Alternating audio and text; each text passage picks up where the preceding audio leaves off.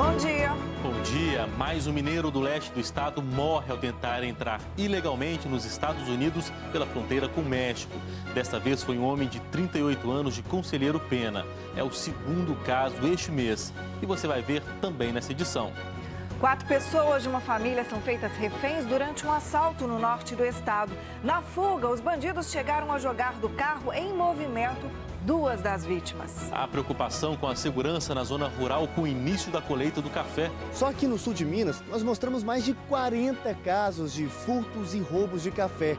O fim do prazo para vacinação contra a febre aftosa. O período de vacinação termina no dia 31 de maio. E ainda, o senador afastado Aécio Neves, do PSDB, divulga um vídeo em uma rede social onde se defende das acusações dos delatores da JBS. E a simulação de um acidente na linha de trem que mobilizou uma cidade do centro-oeste do estado. A partir de agora, no Bom Dia Minas. Hoje é quarta-feira, 24 de maio, nós vemos aí uma imagem ao vivo de Belo Horizonte, onde amanhece com céu aberto na capital mineira. A temperatura neste momento é de 18 graus, a máxima deve ficar em torno dos 27. A umidade do ar está em 84%. O tempo fica parcialmente nublado ao longo do dia, mas não deve chover. Agora são 6 horas e 2 minutos. Uma operação realizada ontem terminou com a prisão do prefeito de Perdizes, no Alto Paranaíba, Fernando Marangoni, do PSDB. Ele é suspeito de envolvimento em um esquema de contratação irregular por parte de prefeituras do Triângulo Mineiro e do Alto Paranaíba de um escritório de advocacia de Uberlândia. Começou cedo o entra e sai de carros e viaturas da Polícia Militar na sede do Ministério Público Estadual. Foram cumpridos 7 mandados de busca e apreensão e um mandado de condução coercitiva, quando a pessoa é levada para prestar esclarecimentos nas cidades de Uberlândia, Canápolis, Carmo do Paranaíba e Presidente Olegário. Uma das buscas e apreensões foi neste escritório da região central de Uberlândia. A Operação Isonomia apura a contratação de profissionais que trabalham nele para a prestação de serviços a várias cidades do Triângulo Mineiro e Alto Paranaíba.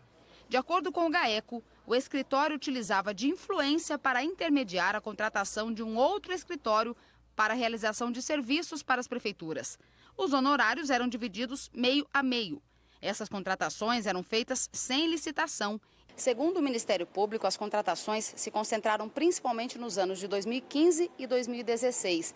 Investigações apontaram que alguns dos prefeitos chegaram a cobrar 20% do valor dos honorários. Um deles foi preso em Uberlândia em um escritório de advocacia, enquanto recebia R$20 mil em dinheiro. Fernando Marangoni, prefeito de Perdizes, foi abordado pelo GAECO. Ele foi preso em flagrante por corrupção passiva. O ex-prefeito de Canápolis, Diógenes Borges, foi preso em flagrante por porte ilegal de arma. Pagou fiança e, de acordo com o Ministério Público, deve se apresentar para esclarecimentos. São apurados crimes de tráfico de influência, corrupção passiva e ativa, lavagem de dinheiro e organização criminosa. Além de 4 promotores de justiça, a operação contou com 45 policiais militares e rodoviários federais. Fernando Marangoni foi levado para o presídio Jaci de Assis. Não conseguimos contato com os advogados dos 2 políticos citados na reportagem. O dono do escritório de advocacia disse que só iria se manifestar depois de se inteirar das denúncias. Olha, daqui a pouco a gente vai falar da estreia do Atlético na Copa do Brasil. Mas antes, a Karina Pereira está aqui para adiantar uma notícia boa para o time e também para os torcedores aí, né, Karina? Bom dia para você. Bom dia, Mara. Bom dia, Gabriel. Notícia boa é que o Robinho está recuperado e deve jogar hoje à noite. Ele fez falta aí no último jogo, viu, gente? O Atlético estreia hoje à noite na Copa do Brasil contra o Paraná. O jogo será às 9h45 da noite lá em Curitiba. Feliz por voltar, né? Acabei ficando de fora do último jogo por causa que eu tive um desconforto muscular, né? Devido à maratona de jogos e tal, intensiva. Mas, enfim, acho que muito feliz por estar podendo voltar a fazer o que eu mais gosto, que é jogar futebol, ajudar os meus companheiros, né? Espero que a gente possa voltar de Curitiba com um bom resultado. Já o Cruzeiro só joga no fim de semana, enfrenta o Santos pelo Campeonato Brasileiro. Depois da folga de ontem, o time volta aos treinos hoje, já focado nesse jogo. Olha, acho que é fazer o que nós vemos fazendo, é ter personalidade para jogar, sem medo de errar, entender o conceito que o Mano também ele nos pede para que a gente possa fazer as coisas corretas, porque sem dúvida se fizermos a maneira correta a gente vai chegar lá, fazer um grande jogo e conseguir a vitória. Daqui a pouquinho, então, a gente volta a falar desse retorno aí do Robinho, notícia muito boa aí para o torcedor. Vamos falar do Cruzeiro, que volta a treinar hoje. Tem também as notícias do Corujão, é o futebol amador aí movimentando Belo Horizonte. Que é muito legal, né? É legal, sim. Ontem eu fui lá acompanhar um pouquinho. Ah, bacana. Então, até mais, Karina. Até já. Até daqui a pouco, então, Karina. E depois do intervalo, uma ótima notícia. A CEMIG anuncia que as contas de luz vão ficar mais baratas. E veja também, uma auditoria aponta indícios de fraudes e superfaturamento que provocaram um prejuízo de R$1.300.000 na Santa Casa de São Sebastião do Paraíso, no sul do estado. E essas são imagens ao vivo de Belo Horizonte, quarta-feira com o céu aberto na capital mineira. Faz 18 graus neste momento, agora são 6 horas e 7 minutos. Agora são 6 horas e 9 minutos. Uma auditoria feita nas contas da Santa Casa de São Sebastião do Paraíso, no sul de Minas, encontrou uma série de irregularidades na gestão que foi afastada em dezembro do ano passado. De acordo com um laudo que chegou às mãos dos atuais interventores, há indícios de fraudes e superfaturamento de compras. O Ministério Público acompanha o caso. O relatório tem 16 páginas, revela detalhes da administração de Flávio Vestim entre 2014 e 2016. Ele mostra irregularidades e indícios de fraudes em diversos setores e, segundo os relatores, deixou um prejuízo de mais de R$1.300.000 à Santa Casa. A gente vem buscando meios para estar fortalecendo a instituição, né, que é um dos maiores prestadores de serviço, principalmente na cardiologia na nossa região. E a gente tem buscado, junto ao Ministério da Saúde, junto à Secretaria de Estado da Saúde, meios para que a gente consiga fomentar e aumentar os atendimentos que automaticamente vem o recurso junto. Então a gente tem buscado meio para estar fortalecendo, né, que a gente não perca essa instituição tão valiosa no nosso município. A nomeação de parentes para cargos de confiança também foi encontrada. A esposa de Flávio Vestim, Maria Luísa Borges Ferreira Vestim, foi contratada como assessora jurídica com um salário de R$ 6.702. Maria Helena Campos Prado de Andrade, que é proprietária da empresa MH Licitações e Assessoria, que prestava serviços à Santa Casa, recebia o salário de R$ 14.000 como diretora administrativa e financeira. Também foram encontradas irregularidades na compra de equipamentos. Na compra de uma lavadora extrator hospitalar foi feita apenas uma cotação, quando exigido são 3. Também foram emitidos cheques ao portador, o que contraria as normas do Banco Central. Cheques com valores acima de R$ 100 devem ser preenchidos com o nome do favorecido. Em convênios públicos estaduais, há indícios de direcionamento, práticas que violam os princípios da Lei de Licitações. Somente uma empresa, a Ospimental Limitada, vencia constantemente as licitações para a compra de equipamentos. Em algumas negociações, há indícios de superfaturamento. Uma cama que custa, em média, R$ 3.050 foi comprada por R$ 6.050. Em dezembro do ano passado, a Prefeitura acatou a recomendação do Ministério Público e determinou a intervenção da Santa Casa, afastando o provedor e toda a diretoria. A recomendação teve como base o relatório feito pelo DenaSUS, que apontou irregularidades na Santa Casa da cidade.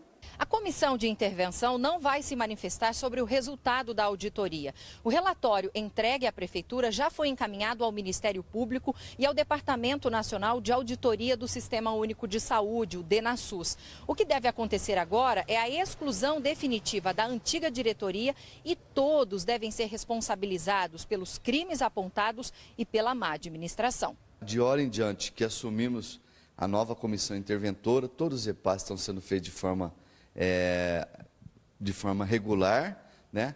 Todos os repasses que cabem ao município pelo trabalho realizado pela Santa Casa está sendo feito de hora em diante de forma muito positiva, para que diante também da sinceridade, da seriedade com que vem conduzindo os trabalhos a partir da comissão interventora. O advogado Raimundo Cândido, que defende a ex-diretora administrativa Maria Helena Campos Prado de Andrade, o ex-provedor da Santa Casa, Flávio Vestim, e a esposa dele, Maria Luísa Ferreira, informou por telefone que ainda não tem conhecimento oficial do relatório final da auditoria e que só vai se manifestar no processo. Nós procuramos a Ospimental Limitada, citada na reportagem, mas ninguém respondeu aos nossos e-mails e nem atendeu os telefonemas.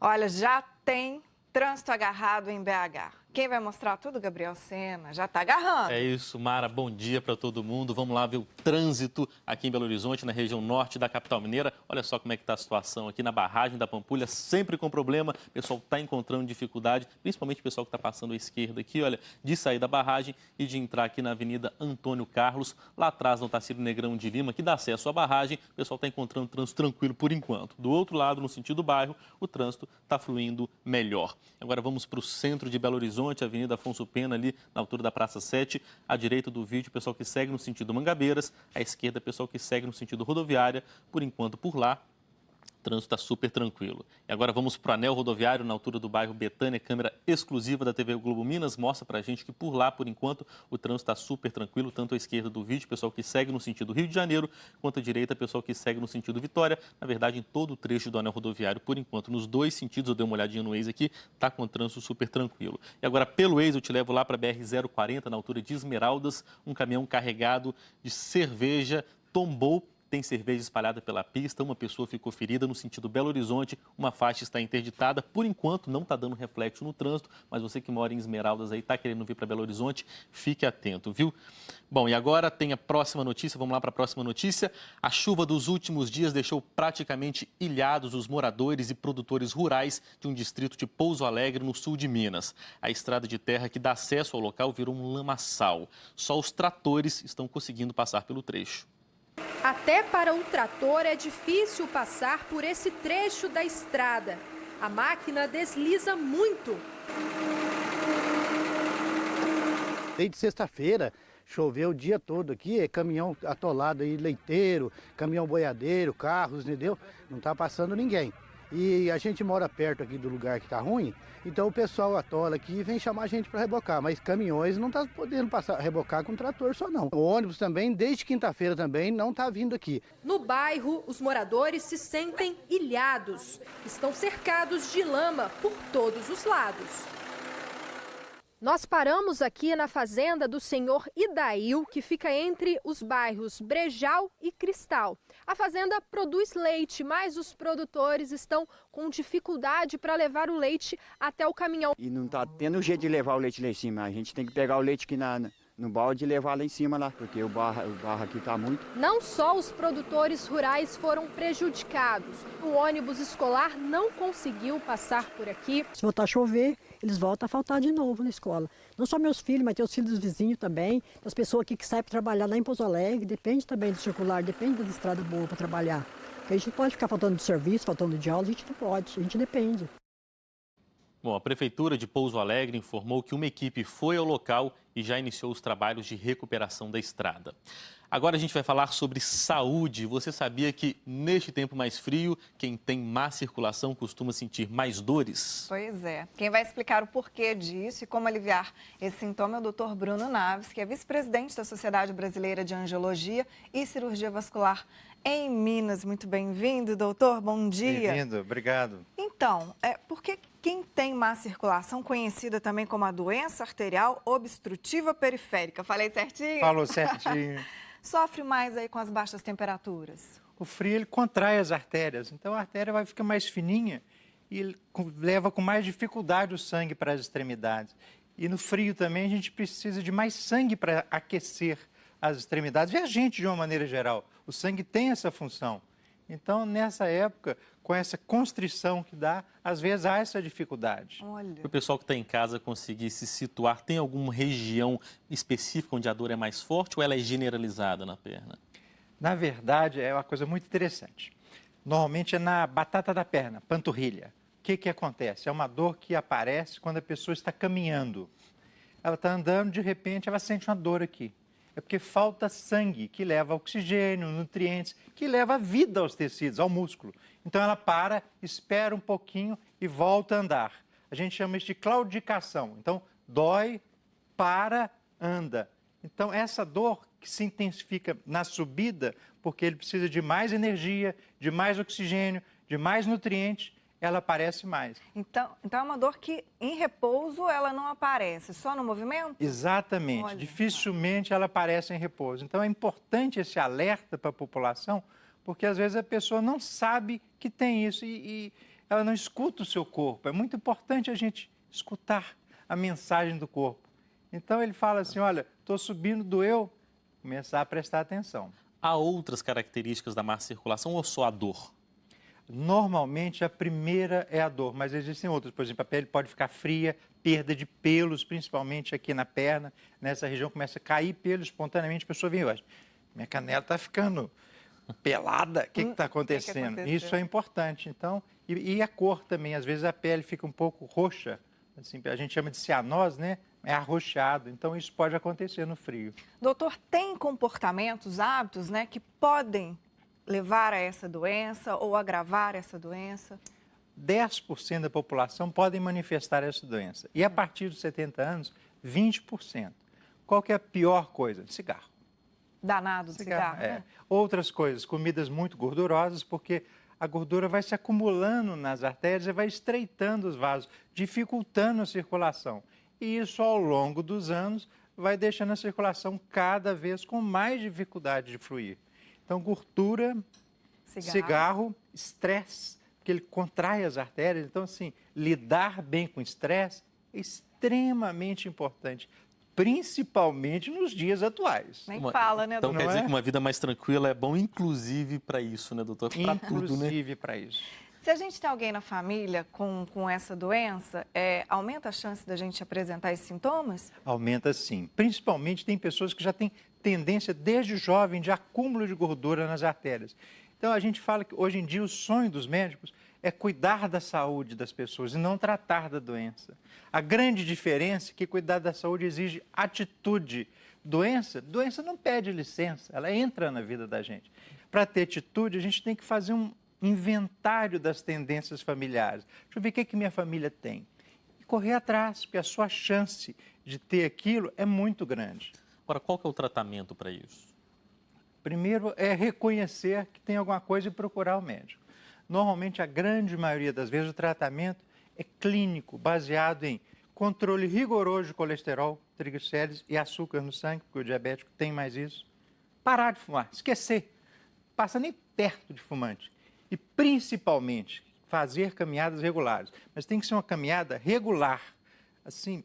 Não é de fim de semana, não, né, ritualística. No mínimo 150 minutos por semana, para começar.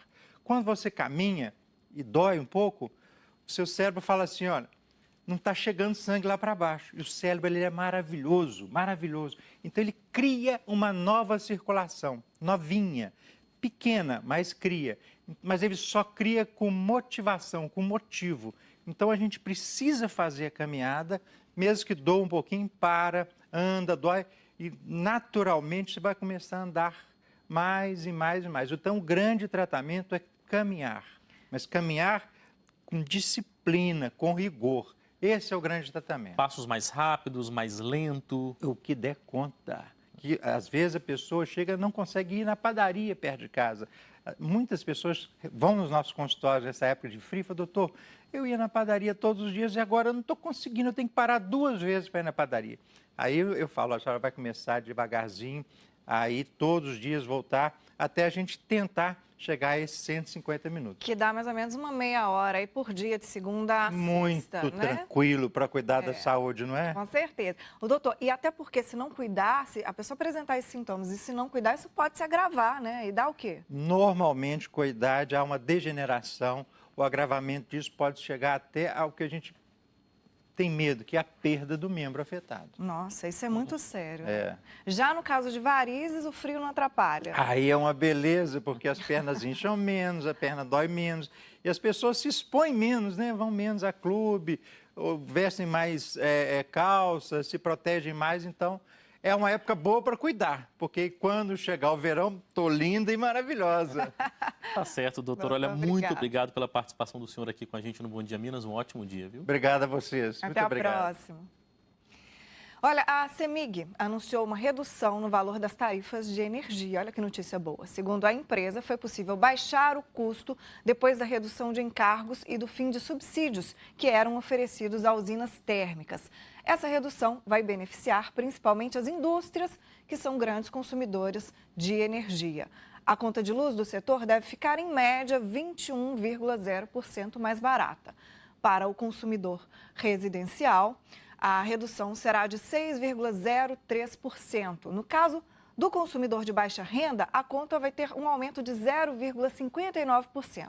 Isso, segundo a CEMIG, porque esse tipo de consumidor já não pagava os encargos que foram reduzidos para permitir a queda no custo da energia. Bom, em Veja, depois do intervalo, mais um mineiro do leste do estado morre ao tentar entrar ilegalmente nos Estados Unidos pela fronteira com o México. Desta vez foi um homem de 38 anos de Conselheiro Pena. É o segundo caso este mês. 4 pessoas de uma família são feitas reféns durante um assalto no norte do estado. Na fuga, os bandidos chegaram a jogar do carro em movimento 2 das vítimas. Há preocupação com a segurança na zona rural com o início da colheita do café. Só aqui no sul de Minas, nós mostramos mais de 40 casos de furtos e roubos de café. E ainda, o senador afastado Aécio Neves, do PSDB, divulga um vídeo em uma rede social onde se defende das acusações dos delatores da JBS. E há a simulação de um acidente na linha de trem que mobilizou uma cidade do centro-oeste do estado.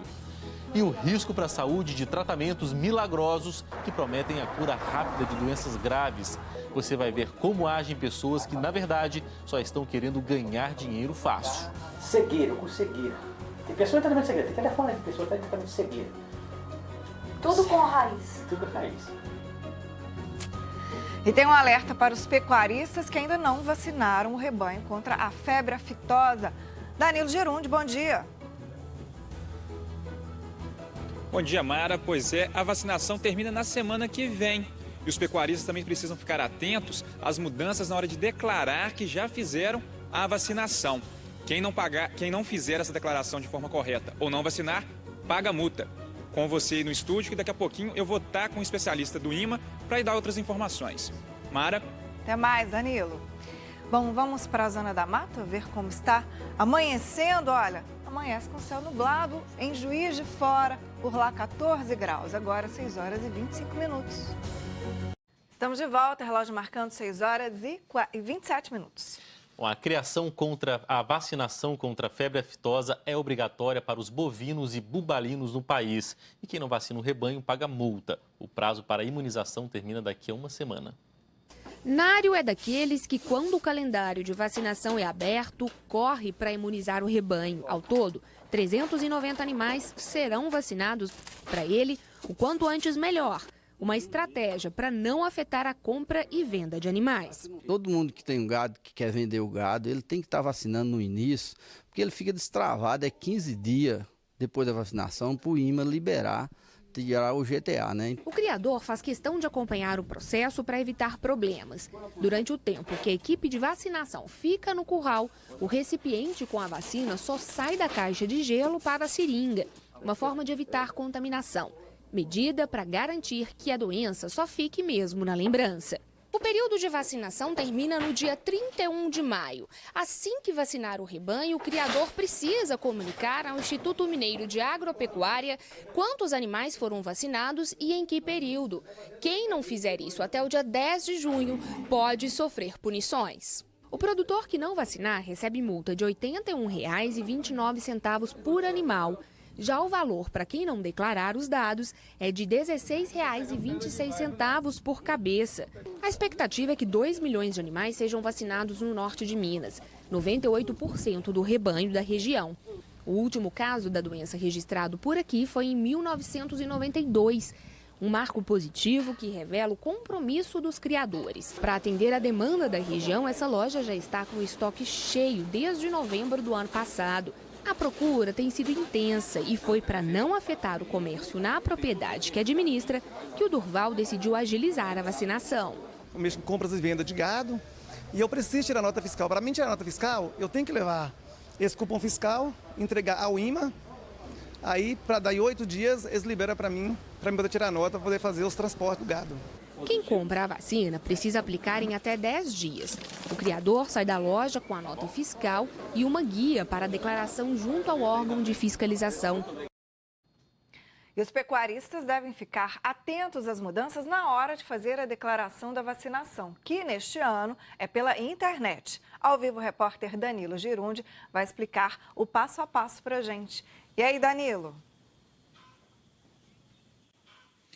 É isso, Mara. As pessoas devem entrar no site do Instituto Mineiro de Agropecuária e preencher um formulário que está lá. O diretor-geral do Instituto, o senhor Marcílio de Souza Magalhães, está aqui com a gente para poder passar essas orientações. Bom dia. Qual que é o passo a passo para o pecuarista?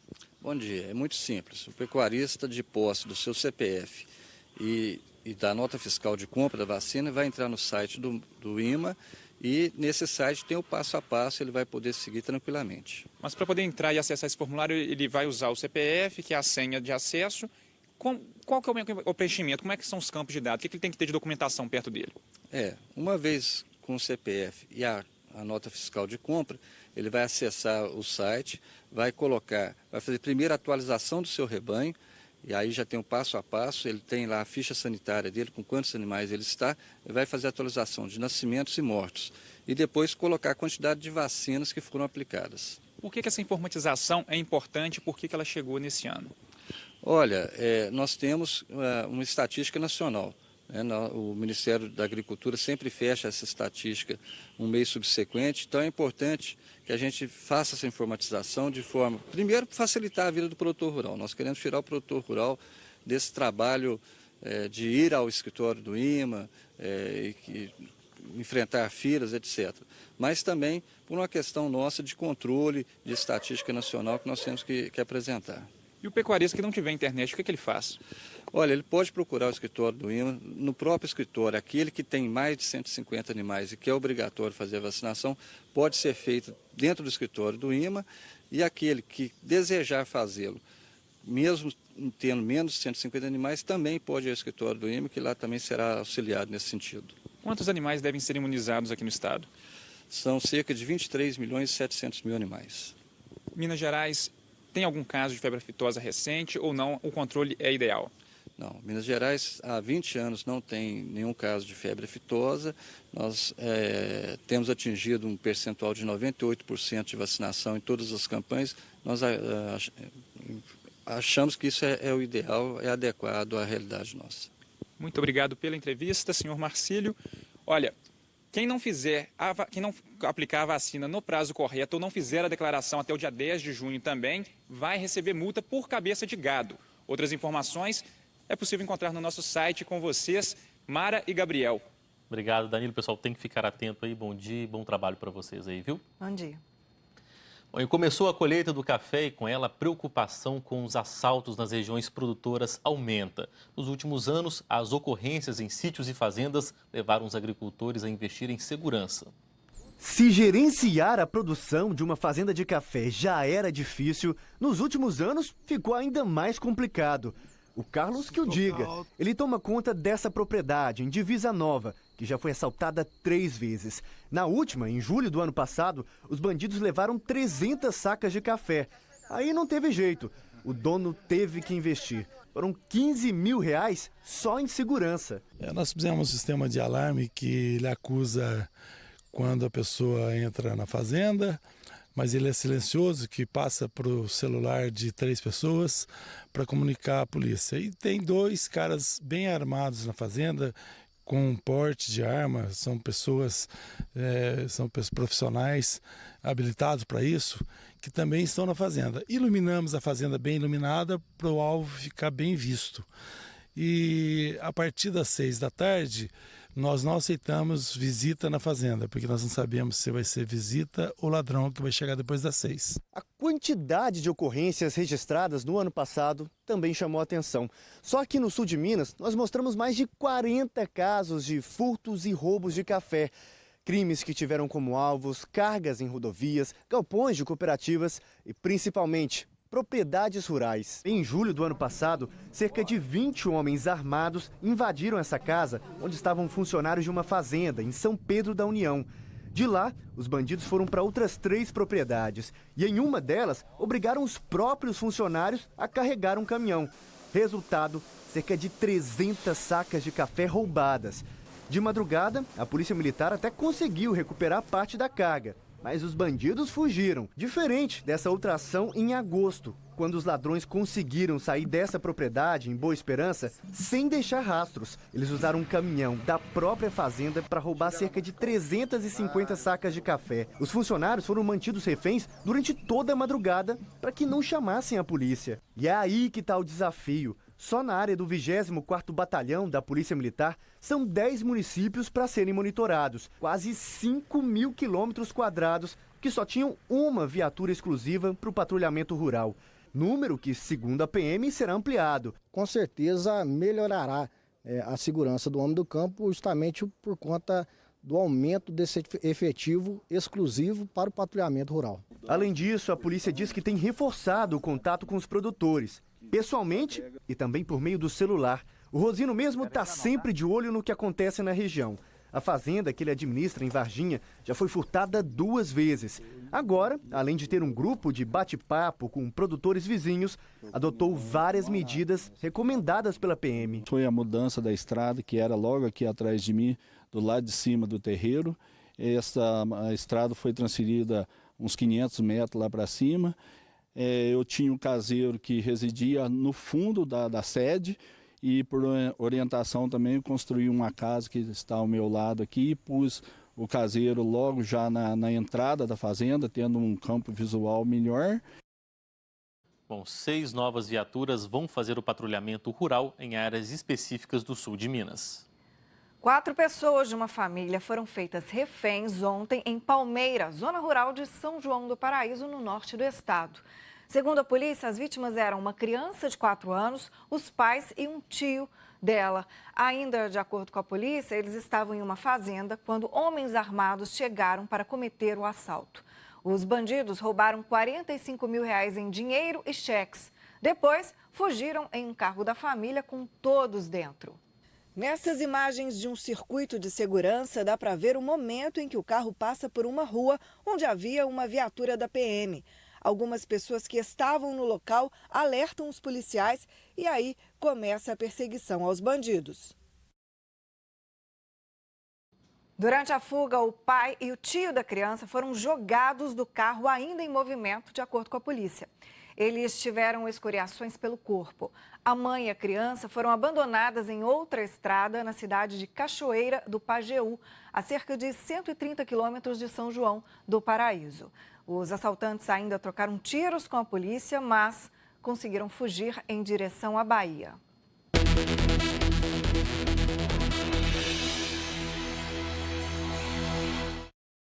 Nesse giro pelo trânsito, vamos dar um pulinho lá em Contagem. Essa aqui é a Avenida Cardeal Eugênio Pacelli, na altura do bairro Cidade Industrial. À esquerda do vídeo, o pessoal que está saindo de Contagem, entrando na Avenida Amazonas aqui em Belo Horizonte, com um pouco mais de movimento do que à direita, pessoal que segue no sentido Betim.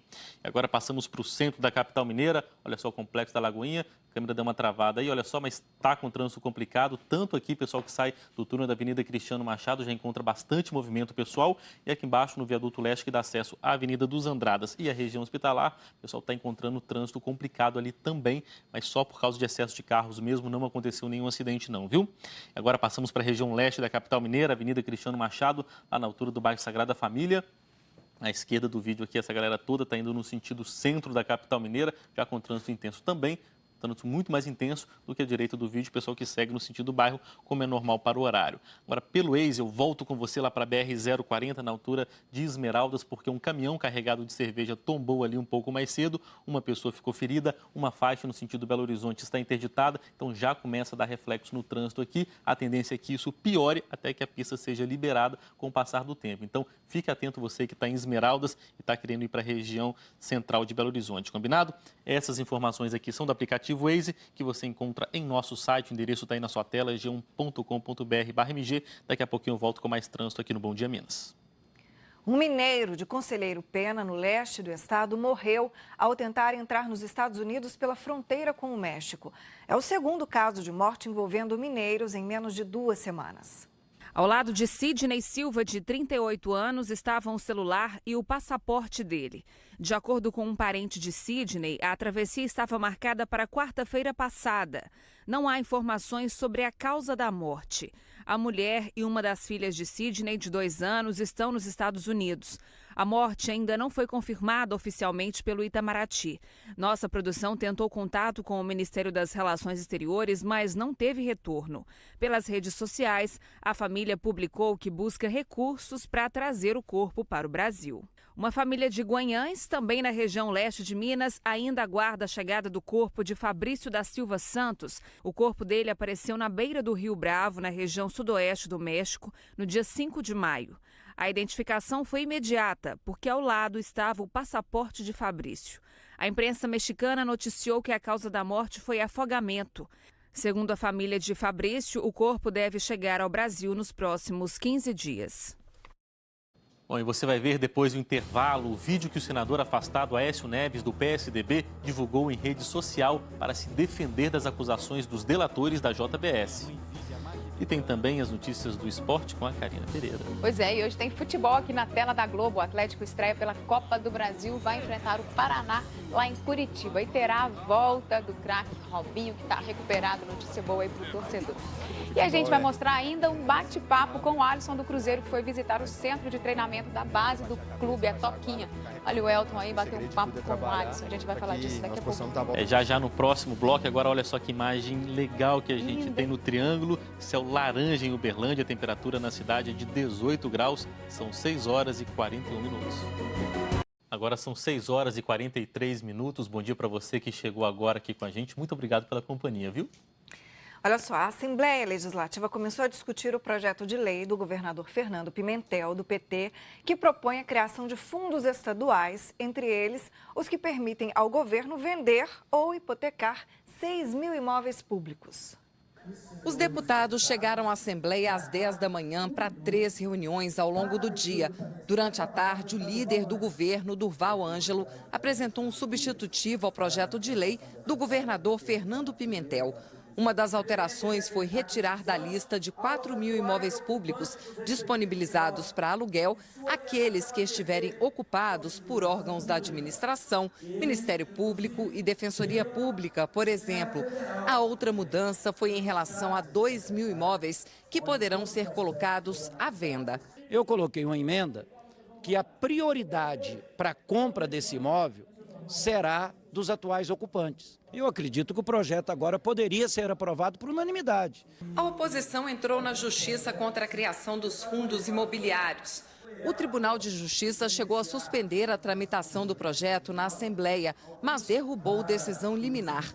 Os deputados da oposição discordam do projeto inicial do governador e também do substitutivo. O governo precisava exatamente de tirar esse regime de urgência, de discutir, de mostrar a matrícula desses imóveis, mas infelizmente o governo assim não tem o feito. Logo após a apresentação do substitutivo ao projeto de lei, começaram as reuniões para discussão das propostas. Serão no máximo 4 sessões e aí o projeto já pode ser votado no plenário da Assembleia. Ele tramita em regime de urgência, ou seja, tem prioridade sobre o restante da pauta. Durante a tarde, a oposição pediu a recontagem do número de deputados presentes no plenário na tentativa de suspender a reunião por falta de quórum. Às 3h30 da tarde, eles fizeram uma pausa para retornar aos trabalhos à noite. A pedido da base de apoio, o governador Fernando Pimentel suspendeu o regime de urgência do projeto dos fundos estaduais, que agora não tranca mais a pauta. Com isso, a reunião extraordinária da noite começou às 6 horas e foi encerrada logo em seguida. O senador afastado Aécio Neves, do PSDB, divulgou no início da noite de ontem um vídeo em uma rede social onde se defende das acusações dos delatores da JBS. A gravação foi um dos argumentos do Procurador-Geral da República, Rodrigo Janot, para pedir a prisão de Aécio Neves na semana passada. O Ministério Público acusa Aécio de cometer crimes de obstrução de justiça, corrupção passiva e organização criminosa. Na segunda-feira, Rodrigo Janot voltou a pedir que o ministro Luiz Edson Fachin autorize a prisão de Aécio, alegando que o senador vem adotando constantemente e reiteradamente estratégias para obstruir investigações da Operação Lava Jato. Ontem, o ministro Fachin disse que só vai responder ao pedido de Janot depois de receber os argumentos da defesa de Aécio. Vamos ver o vídeo divulgado pelo senador Aécio Neves nas redes sociais? Há cerca de 2 meses, eu pedi à minha irmã Andréia que procurasse o senhor Joesley e oferecesse a ele a compra de um apartamento onde minha mãe vive há mais de 30 anos, herança de seu ex-marido e que havia sido colocado à venda. Com parte desses recursos, eu poderia então pagar as despesas com a minha defesa em inquéritos que tenho certeza serão arquivados. E fiz isso porque não tinha dinheiro, não fiz dinheiro na vida pública. A partir daí, esse cidadão armou uma encenação e ofereceu um outro caminho, um empréstimo de 2 milhões de reais, que era o que nós calculávamos, teríamos que gastar ao longo dos próximos anos. Esse dinheiro, é claro, seria regularizado através de um contrato de mútuo, até para que meus advogados pudessem ser corretamente pagos. Mas como ficou claro, depois de tudo que assistimos, esta nunca foi a intenção do criminoso. Esses são os fatos, esta é a única verdade. Mas eu tenho que admitir que eu errei. Errei e isso me corrói as vísceras. Em primeiro lugar, por ter permitido que minha irmã se encontrasse com um cidadão cujo caráter agora todo o Brasil conhece. Errei ao utilizar, mesmo numa conversa particular, um vocabulário que eu não costumo usar e por isso eu peço desculpas. Mas o meu maior erro foi deixar-me enganar numa trama montada por um criminoso. Nessa história, os criminosos não sou eu nem meus familiares. Os criminosos são aqueles que se enriqueceram às custas do dinheiro público e que agora, nesse instante, lá no exterior, zombam dos brasileiros com os inacreditáveis benefícios que obtiveram. Os advogados do senador afastado Aécio Neves recorreram ontem ao Supremo Tribunal Federal para tentar revogar a decisão do ministro Luiz Edson Fachin de afastar o parlamentar das funções no Senado.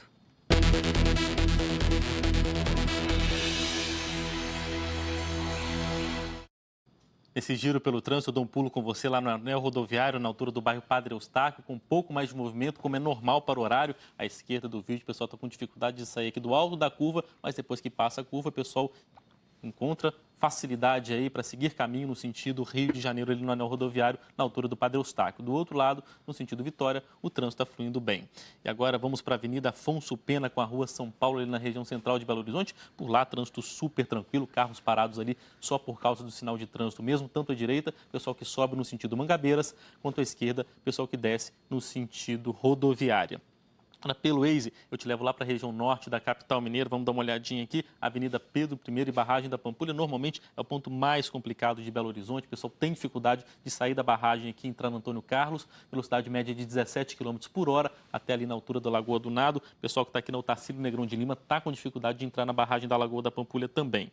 Do outro lado, na Avenida Cristiano Machado, velocidade de 24 km por hora. Então o trânsito está melhor na Avenida Cristiano Machado do que na Avenida Pedro I, Barragem da Pampulha e Antônio Carlos. Então você que está aí na região norte, está querendo ir para a região central de Belo Horizonte, faça a sua escolha, combinado? Agora a gente vai lá para Nova Lima, para a MG30, porque uma carreta com problemas mecânicos fecha a MG30 na região metropolitana da capital desde a noite de ontem. De acordo com a Polícia Militar Rodoviária, o desvio é feito dentro da cidade de Nova Lima. O problema é esse aqui, na MG30. Então o pessoal está passando por dentro de Nova Lima. Você que está aí na Nova Lima, está querendo vir para Belo Horizonte, fique atento, combinado? E no centro-oeste do estado, uma ação ligada à programação do Maio Amarelo para evitar acidentes no trânsito chamou a atenção dos moradores de Itaúna. Era uma simulação de acidente na linha de trem que passa pela cidade. Uma cena que chocou quem estava no local. Garantida a segurança da equipe, quem fosse trabalhar no local, nós verificaríamos a condição da vítima dentro do carro. Estando ela presa, nós faríamos os procedimentos de retirada, de retirada das ferragens da vítima. Está aí um exemplo aí para as pessoas, que dirige desatento, que isso aí pode acontecer a qualquer segundo da vida da gente.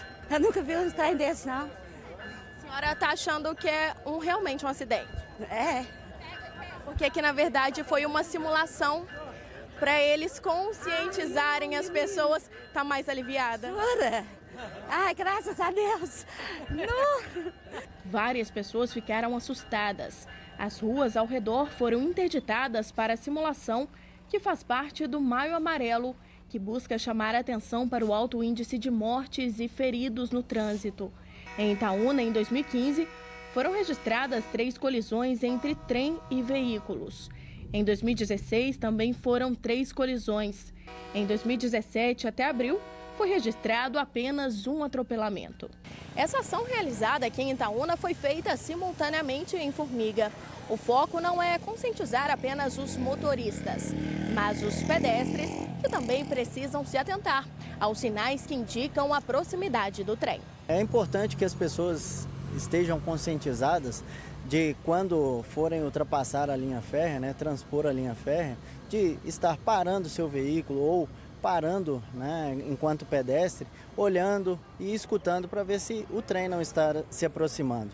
Também é importante ressaltar que o maquinista, ele adota uma postura prevencionista, né, tanto utilizando de buzina, passando em velocidade reduzida, tudo isso de modo a evitar qualquer tipo de acidente. Vários fatores influenciam para a frenagem de emergência do trem, depois que o maquinista se depara com algum obstáculo. Aí o pessoal abusando, entra na frente da máquina, achando que vai dar tempo e pula e entra na frente. E um trem não é um carro, que para na hora que a gente quer, entendeu? Aí pode acontecer, depende do peso que eu tiver, a velocidade, pode chegar até 1 quilômetro. Assim que eu aplicar o freio de emergência da composição, ele pode gastar até 1 quilômetro e chegar a parar um trem. Quem acompanhou a ação voltou para casa mais consciente. Vou voltar para casa não só bem consciente, mas eu vou aconselhar minhas filhas, meus amigos que andam no trânsito para ficar mais atento, para prestar mais atenção.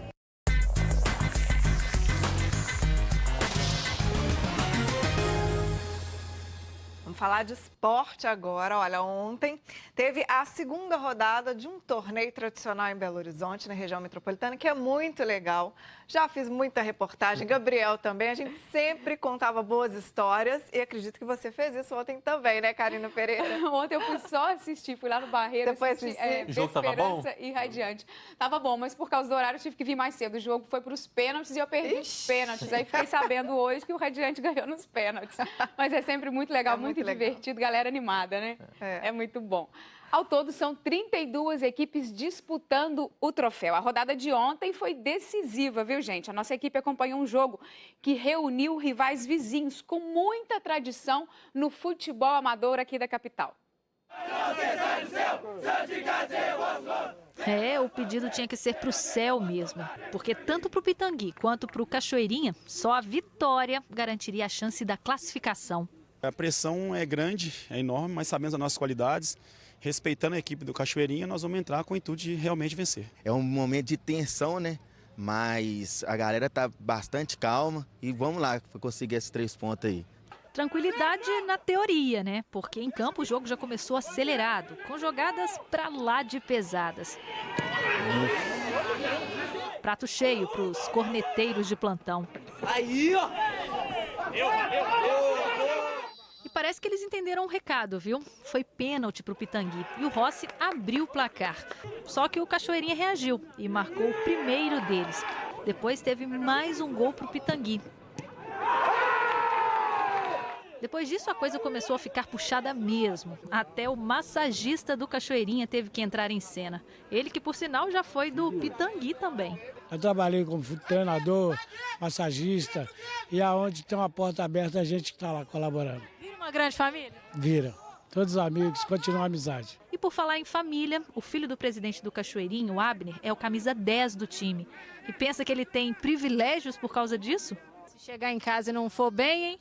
Não, aí nem um lanche tem, A bacia com água com sal vai comer desembolado, porque o couro vai comer desembolado mesmo, né? Isso é tudo, é família. Quando é família, o puxão de orelha tem que se dar dentro de casa. Essa união que traz esse projeto social da Rede Globo é que une as equipes tanto da capital quanto da região metropolitana. Isso é muito importante para nós.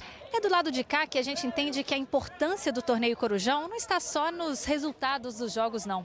Cada partida é uma oportunidade para a gente conhecer boas histórias e mostrar que o futebol amador vai muito além do que rola dentro das 4 linhas. Tá aí o seu Carlos, presidente do Pitangui há 16 anos. O orgulho dele são os projetos sociais que o clube desenvolve. A gente tem que arregaçar as mangas e fazer. Eu acho que se todo mundo quiser fazer um pouquinho, você pode ter certeza. O montante disso tudo vai ser muito favorável, a gente vai poder ajudar muita criança em Belo Horizonte.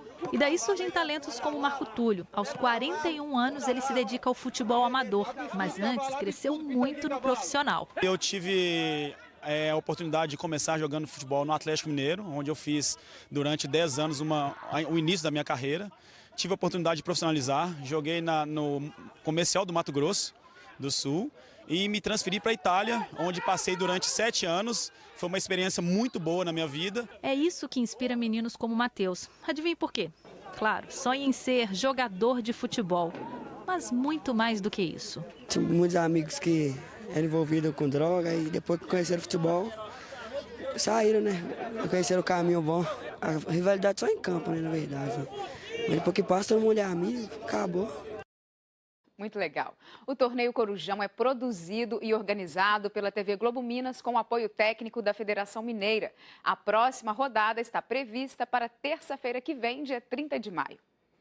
O Cruzeiro volta a jogar só no fim de semana pelo Campeonato Brasileiro. Vai enfrentar o Santos no Litoral Paulista.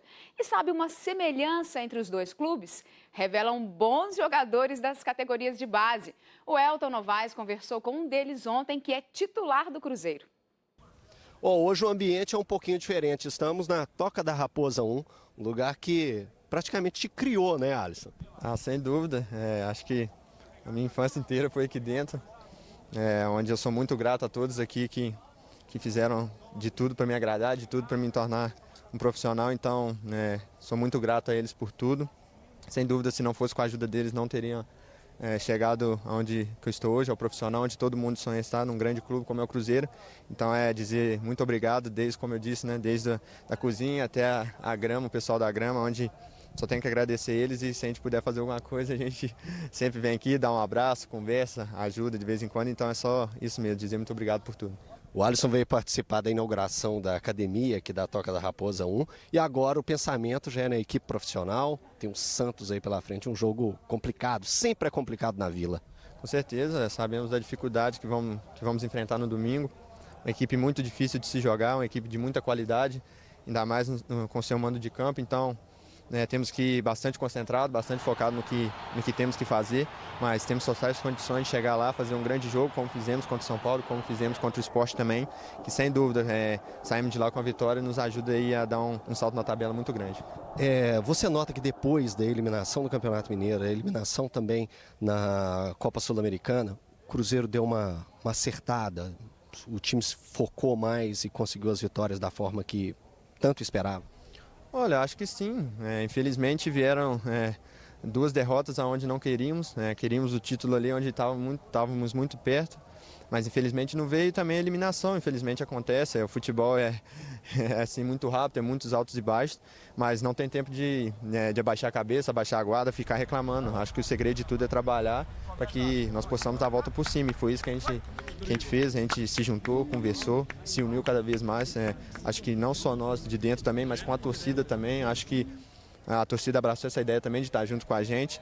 Então acho que é isso, acho que essa união aí com certeza nos fortaleceu, fez com que nosso time melhorasse também algumas coisas, e tenho certeza que com o carinho da torcida, a união nossa dentro de campo também, nós possamos aí, quem sabe, dar um título muito grande que temos aí agora. São 3 torneios, né?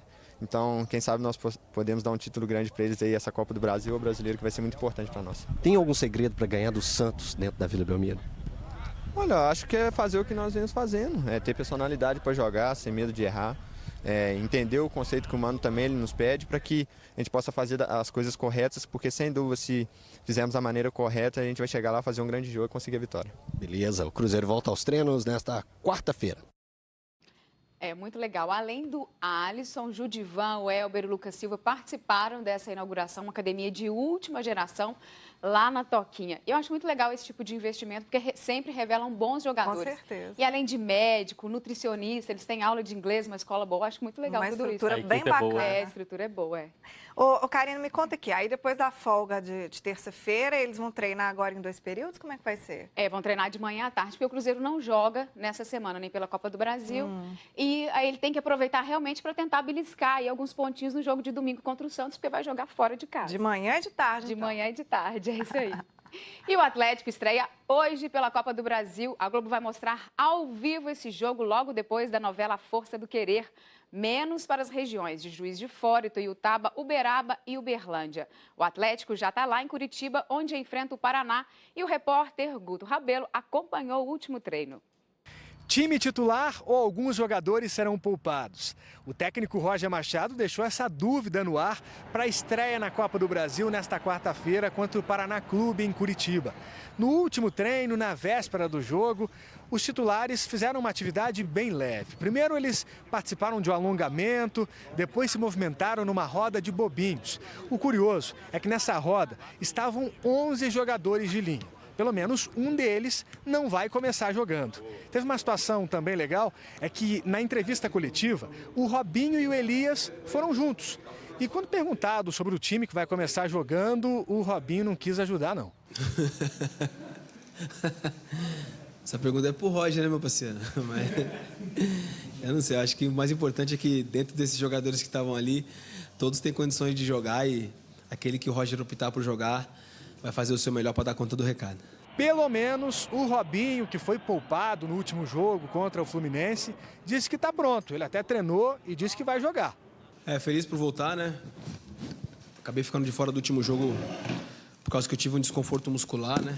Devido à maratona de jogos e tal, intensiva. Mas enfim, acho que muito feliz por estar podendo voltar a fazer o que eu mais gosto, que é jogar futebol, ajudar os meus companheiros, né? Espero que a gente possa voltar de Curitiba com um bom resultado. Apesar de todo o mistério, dá para a gente arriscar uma provável escalação do Atlético caso o técnico Roger Machado não queira poupar alguém de última hora. Vitor, Marcos Rocha, Felipe Santana, Gabriel e Fábio Santos. Adilson, Rafael Carioca, Elias e Casares, Robinho e Fred. Campeonato muito difícil, todo jogo é importante, não dá para você ficar escolhendo onde vai poupar, vai tirar o pé, tem que estar 100% em todos os jogos. Explica pra gente, Karina, por que o Atlético só estreou agora? A Copa do Brasil já está rolando desde fevereiro, mas todos os times que conquistam uma vaga na Libertadores, que é o caso do Atlético, já garantem automaticamente uma vaga para ir para as oitavas de final da Copa do Brasil. Então, pula esse início. É um dá um bônus, descanso, né? entra direto, porque senão tem que disputar 3 competições ao mesmo tempo, aí o time não aguenta, né? Então, por isso ele tem essa folguinha aí. E sobre o jogo de hoje à noite, é relativamente um jogo fácil, vai ter a volta do Robinho. O Paraná é um time desconhecido, está na Série B, mas até hoje só sofreu um pontinho em casa, então o Atlético tem que ficar esperto. Não dá para subestimar. Amanhã a gente conta o resultado. Tá bom. Tchau. Até amanhã, então, ótimo dia, viu? Para vocês também, tchau.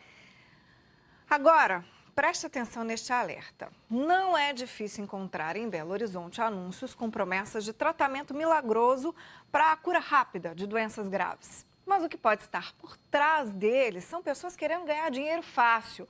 E com isso colocam ainda mais em risco a saúde e até a vida de quem acaba se iludindo aí com a perspectiva de recuperação. Pois é, Mara, nossos repórteres investigaram um desses anúncios. Você vai ver como é assustador o que eles encontraram. O cartaz anuncia a cura para todo tipo de doença: diabetes, AVC, obesidade, pressão alta e cegueira.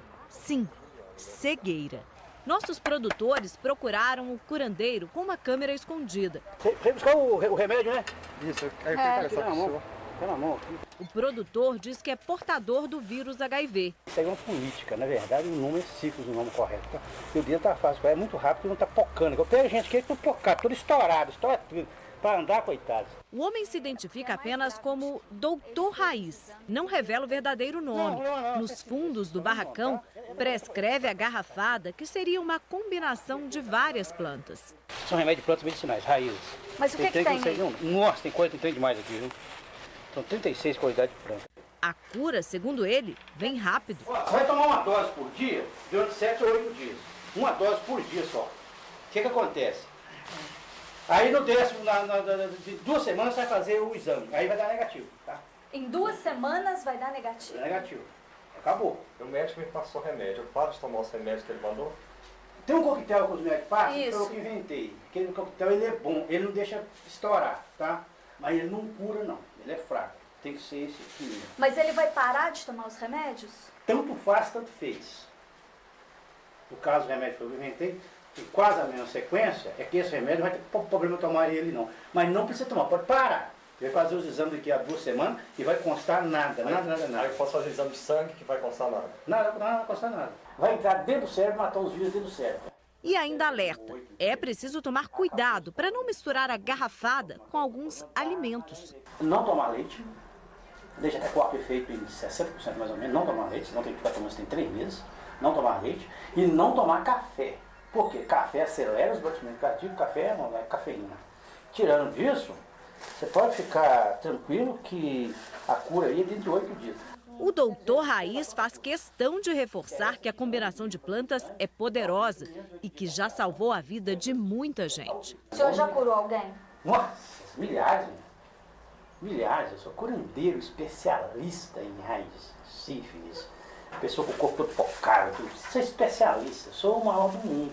O homem promete cura para o que a medicina nunca deu jeito. Eu curo paralisia. Paralisia. Eu curo paralisia tem 40 anos. É fácil curar paralisia? Eu acho que não. Paralisia não é fácil. Paralisia que o senhor fala, pessoa que não anda? É, eu curo paralisia. Cegueira, eu curo cegueira. Tem pessoa em tratamento de cegueira, tem telefone aí, pessoa em tratamento de cegueira. Tudo com raiz? Tudo com raiz. Na saída, o curandeiro faz outra afirmação absurda. Vai ser trocado o DNA, tá? O DNA vai ser muda. Vai ser trocado. DNA muda? O DNA. Vai trocar o sangue todo. A garrafada custa R$100. Levamos o produto para análise nos laboratórios de Química e Microbiologia de um centro universitário da capital, onde foram feitos vários testes. Nessa análise, nós identificamos substâncias como ácido lático, acetato de etila, etanol ou ácido fórmico, que são substâncias comuns no processo de fermentação bacteriana. Aparentemente, trata-se de um produto elaborado a partir do extrato etanólico de plantas, de vegetais. Na amostra foram encontradas mais de 50 mil bactérias. A gente tem a farmacopeia brasileira permitindo até 10.000 unidades formadoras de colônia nesse tipo de solução para uso oral. Nós encontramos aproximadamente 5,6 vezes mais do que este valor. Então, isso daí já mostra para a gente uma contaminação excessiva, ou seja, 5,6 vezes mais do que o permitido. Os resultados comprovam, a promessa de cura é falsa e mais do que isso, a quantidade de bactérias que tem aqui faz mal à saúde. O alerta é dos médicos. Os sintomas podem ser leves, dor de cabeça, vômito, diarreia, mas em pacientes com a saúde mais fragilizada, essa garrafada pode provocar danos bem mais graves. No paciente com imunodeficiência adquirida, com o vírus do HIV, a defesa do organismo ela é destruída pela presença do vírus, que multiplica assim, de forma rápida no organismo daquele paciente que deixa de tomar a terapia antirretroviral, que é o famoso coquetel. E esse organismo fica frágil, o paciente fica fragilizado, com o sistema imunológico baixo e qualquer contato com qualquer tipo de agente, seja bactéria, vírus, fungo, pode acarretar uma infecção sistêmica grave e levar esse paciente ao óbito. O Conselho Regional de Medicina reforça o alerta. O uso de produtos que prometem a cura milagrosa de doenças sem qualquer tipo de regulamentação pode causar danos muito graves à saúde. As substâncias, mesmo que sejam chamadas ervas medicinais, elas têm seus efeitos. E esses efeitos, eles podem cortar os efeitos de determinadas drogas que estão sendo utilizadas, ou mesmo podem provocar outros efeitos que podem ser prejudiciais à saúde do paciente. O doutor Raiz atende nesse endereço, no bairro Floresta. A gente vai bater no portão para saber o que ele tem a dizer sobre a quantidade de bactérias que os pesquisadores encontraram na garrafada. Tudo bem? A gente veio falar sobre uma garrafada que o senhor está fazendo para vender. O senhor pode atender a gente? Eu não faço garrafada aqui. Ninguém faz garrafada. Na moral, o moço que fazia garrafada foi embora. Mas a gente tem imagem do senhor vendendo a garrafada? Eu? É. Não sei mexer com isso não, menina. Sou analfabeto de roça, sou índio de rua, de roça. O senhor não Floresta. faz uma garrafada com umas raízes? Eu não. A gente tem imagem do senhor vendendo. Não, senhora, eu não, mexo com isso não. Não mexo com isso não. O senhor nunca vendeu? Nunca vendi. O senhor faz o quê? Eu trabalho em obra de servente. O senhor não faz umas garrafadas de raiz que cura tudo? Não, você mexer com isso não. A gente tem imagem do senhor. Eu? Não dá nada. Totalmente enganada. A senhora já comprou na minha mão? A gente tem uma garrafada que foi comprada na sua mão. Ah, tá, porque eu não mexo com isso não. Eu insisto. Que logo aqui na frente, ó, tem um cartaz, tem o telefone do senhor. Nossa, alguém colocou aí. Como é que o senhor chama? Não tem mais nome não, porque esse negócio de raizadas, de raiz, não sei o quê, sendo que eu não mexo com isso, não conheço, não sei. Raizada eu compro, eu comprei sim no Mercado Central, eu compro no Mercado Central. O senhor compra o quê? Raizada, garrafadas. E vende? Às vezes eu comprei e dei pros outros. Os médicos dizem que essa garrafada do senhor pode até matar uma pessoa, pela quantidade de bactérias que tem.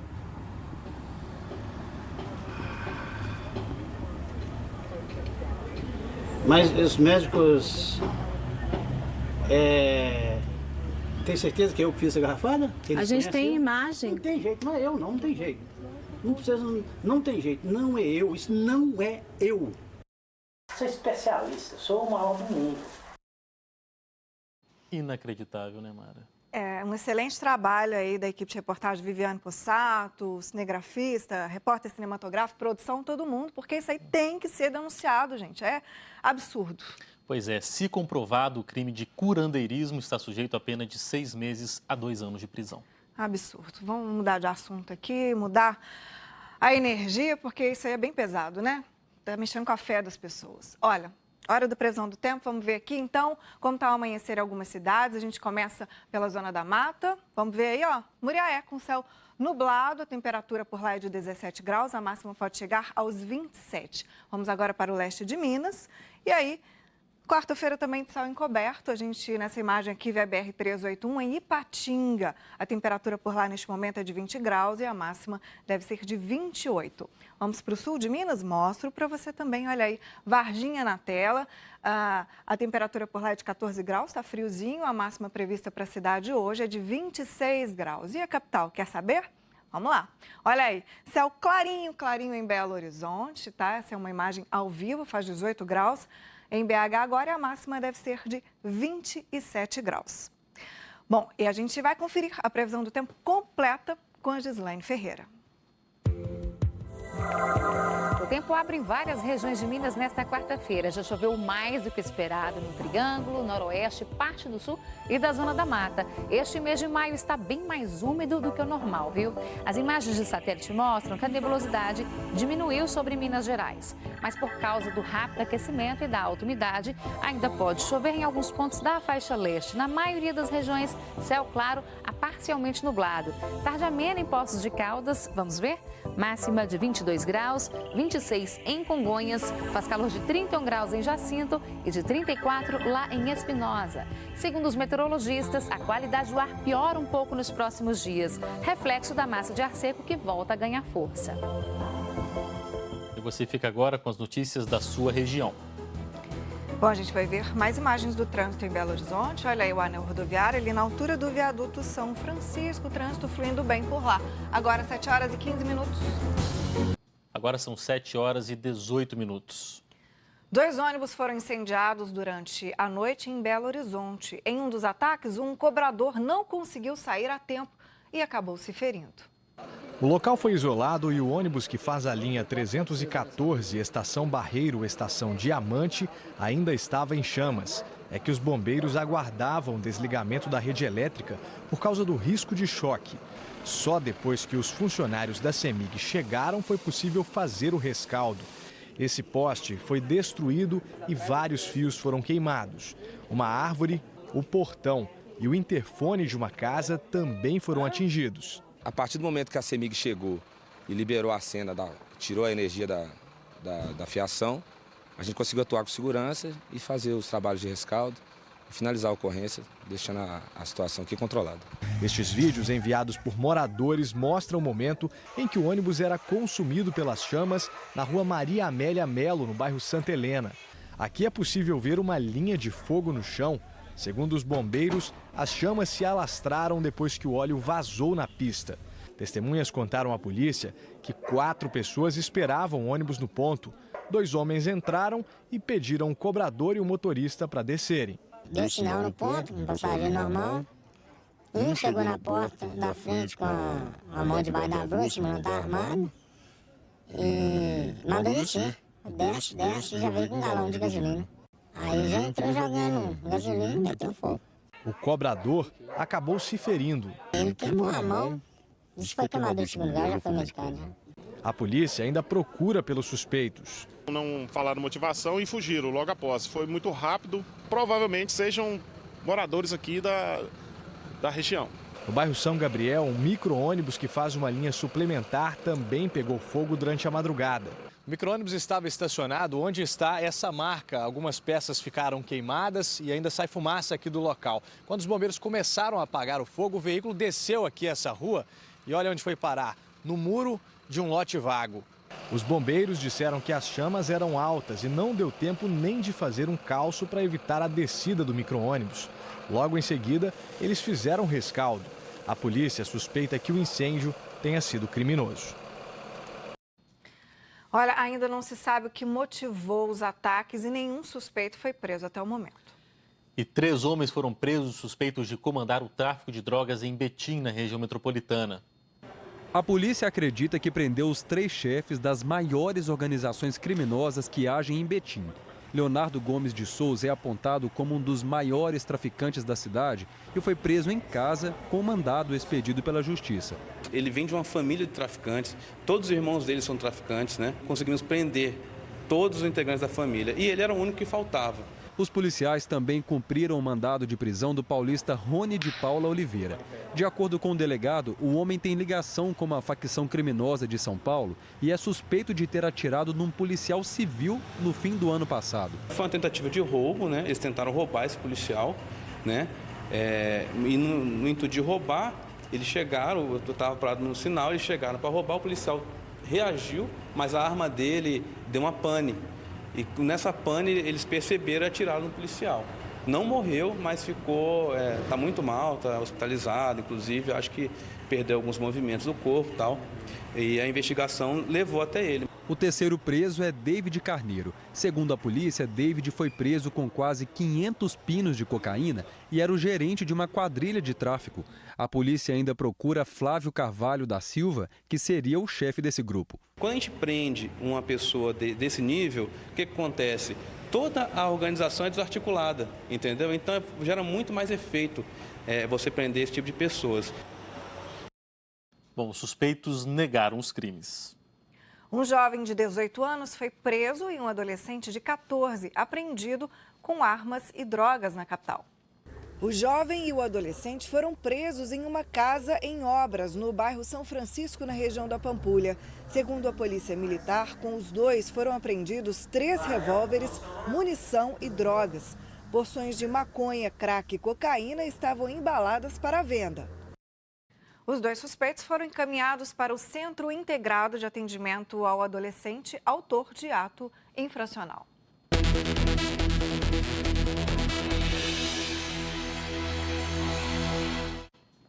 Esse giro pelo trânsito te leva lá para a saída de Belo Horizonte, na altura do bairro Olhos d'Água. Pessoal que está saindo aqui do anel rodoviário, pegando a BR-356, já encontra trânsito intenso no sentido Rio de Janeiro, cidades históricas aqui. Essa é uma imagem da via 040 que administra a rodovia.